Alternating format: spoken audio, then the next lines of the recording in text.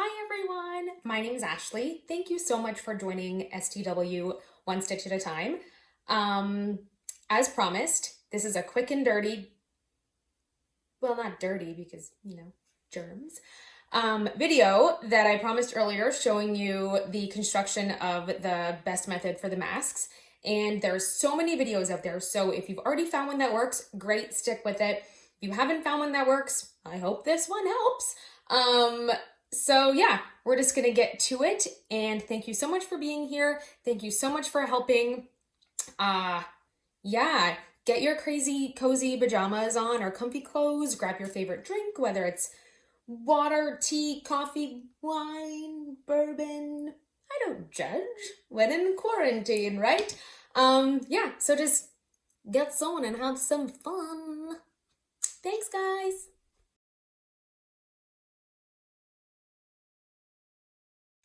All right, so what you're gonna do first, I went ahead and pinned the elastic. I did 7-inch pieces of elastic and I pinned them to the corners of each short end of my flannel. So or your cotton, you can use whatever you like. There is a materials list, so please reference that.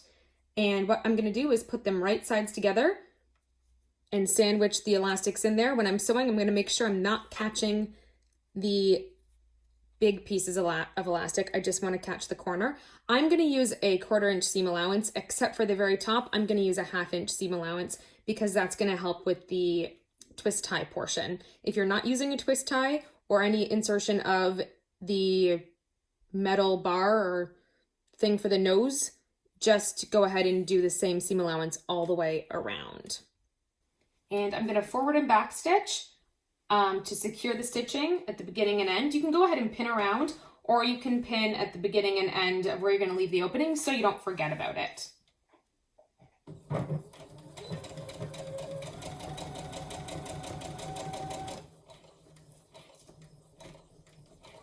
And I'm going to go over it a couple times where the elastic is because that's going to have a lot of pulling.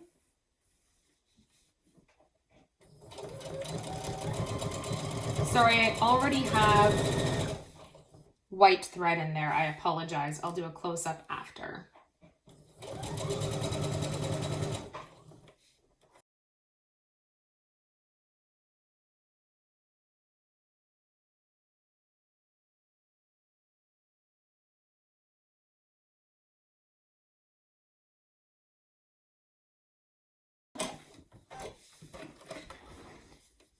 So I've sewn around. This is going to be the bottom where we turn it, when we turn it, sorry. And then that's going to be the top. It's wider for the elastic insertion. Now we're going to insert our twist tie or whatever piece of material you're using. And I'm just going to put it right inside here, the seam allowance of the top. Get it nice and snugged in and flat as best you can. You can go ahead and put some pins or clips there if you want. I'm just going to go ahead and freestyle it. So it is in between there. Take it back to the machine.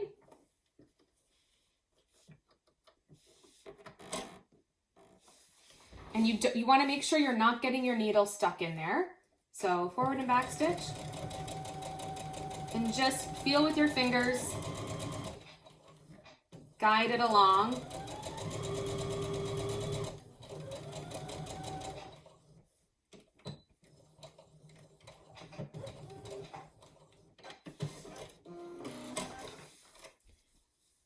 It's now sandwiched between there to go over the nose.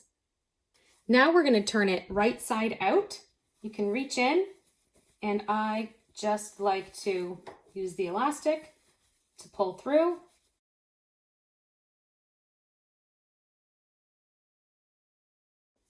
There we go. We have that there. Now you can go ahead and press this.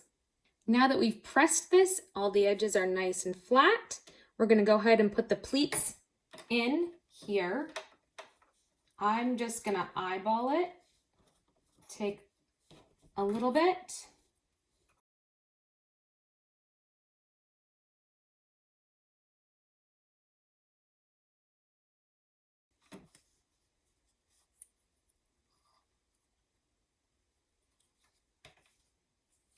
And I'm gonna go ahead and press it again. So now that they're clipped and everything's pressed, you're gonna go and sew around here, making sure we're closing this gap that's at the bottom. Also be mindful not to get into your twist tie.